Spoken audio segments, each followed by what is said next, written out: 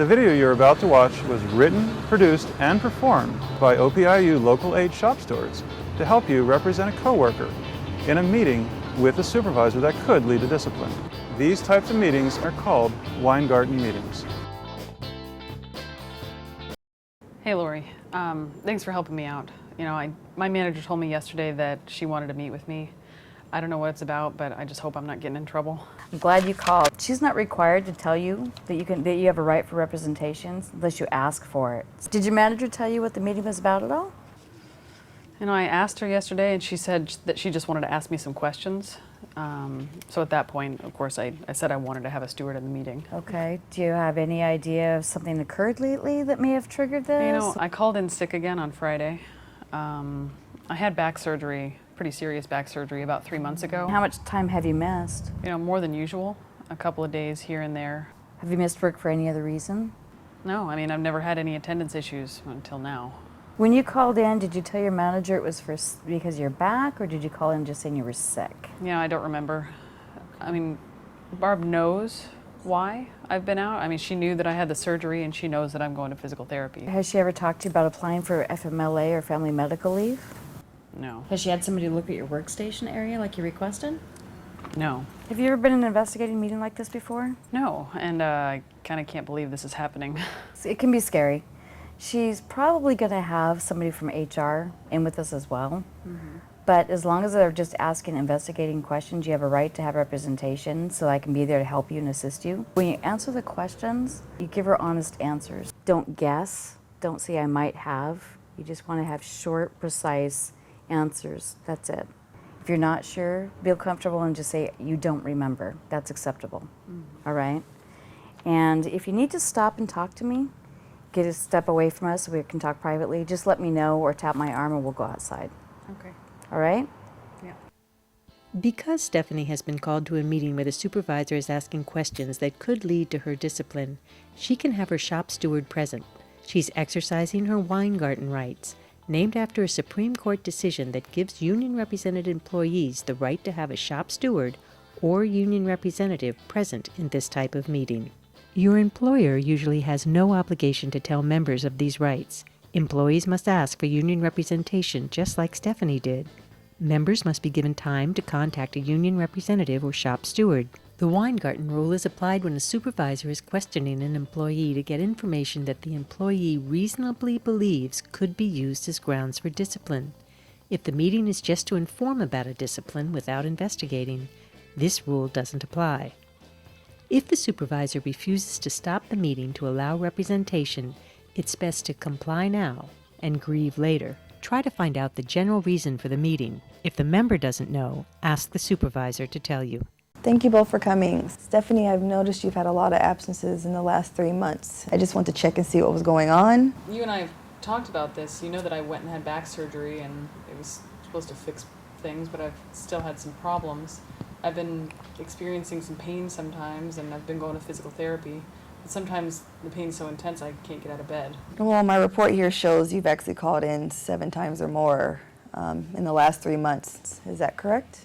Yeah, I guess. Can we have a copy of that paperwork that you're reading there? I don't have any extra copies on hand.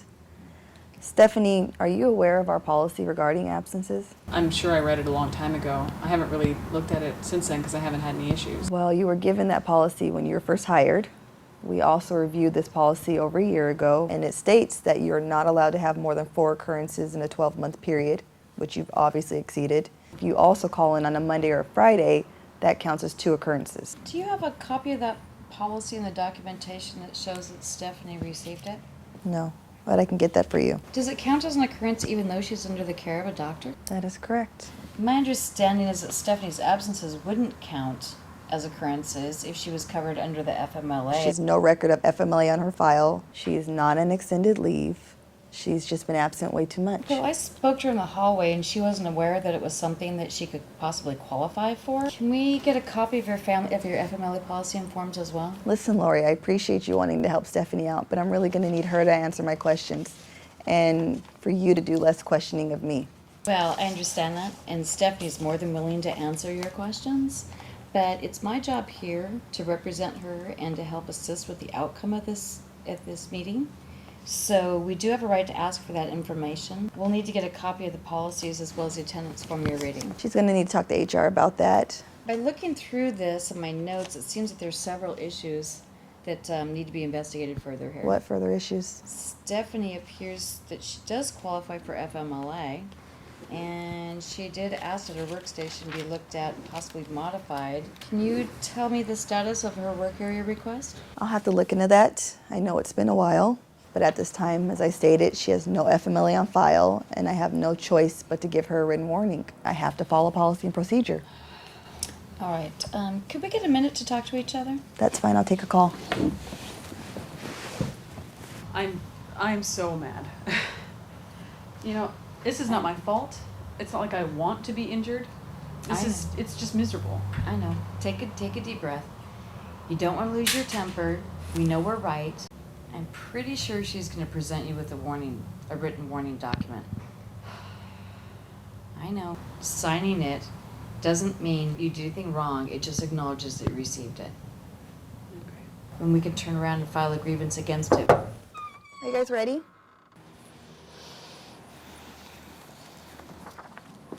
So Stephanie, I'm going to have to give you a written warning. I'm going to need you to sign this.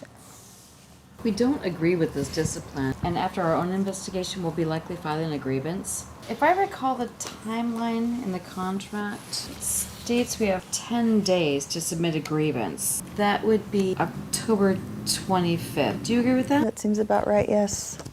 Before we go, could you please make 2 copies of the write-up, a copy of the attendance documentation, the report you showed us today, a copy of the signed acknowledgement showing the last time Stephanie reviewed it, and I need a copy of your FMLA and application forms as well. I can go and make you those copies, but for the other 2, I'm going to need you to get back to me tomorrow, or you can go to HR, whichever works best for you. I'll stop by your office tomorrow and pick those up in the afternoon. Do you mind if Stephanie and I use the room while you can make those copies? Nope, that's fine. You may have the room. Thank you. You're welcome. So Stephanie, here's a copy of the contract for you to review. You can also review a copy of it on the union website. The website also has some good information about the Family Medical Leave Act and other laws and rights that may protect you as well. So that would be good to review. Do you have any questions? You know, no, I don't think I do, but you know, I really appreciate you being here. Thank you. Oh, not a problem. Here's my business card. And then if you have any questions or concerns, go ahead and give me a call anytime. If you can't get a hold of me, just go ahead and write them down and we'll review them and we'll go over it later as soon as we can, okay? Okay. Thanks so much. Oh, you're welcome. You're welcome. It'll be fine. We'll work it out. Good practice points our shop steward Lori has shown. Request copies of information presented during the meeting. Make notes of follow-up needed. Mention extenuating circumstances. Ask clarifying questions. Help the members stay calm and take a break if needed. Explain the grievance process as a way to challenge unfair discipline. Provide a copy of the union contract and other resources. We've presented this scenario as one of many possible situations you'll be faced with as a shop steward. Don't let yourself be intimidated by the prospect of facing management. You should know that when in a Weingarten meeting, you are in the same status as the management representatives with which you're dealing. Of course, it is always best to keep a cool head and be professional. But don't let management beat you down as subservient to them when you're fighting for the rights and protection of a union member. You'll gain experience and confidence over time, but remember, when just starting out, take comfort in the fact that you're part of a larger group of union stewards and representatives. We are always glad to take our time and energy to keep our union representation strong and to look out for the best interests of our membership. Never hesitate to call for any kind of help or advice in any situation. You'll find useful and helpful practical information on the union website in the Shop Steward corner, including sections of the Shop Steward Manual. It won't be long until you're helping and giving advice to new stewards and bringing forward a proud and worthy tradition of helping others and building a strong union. Union, yes!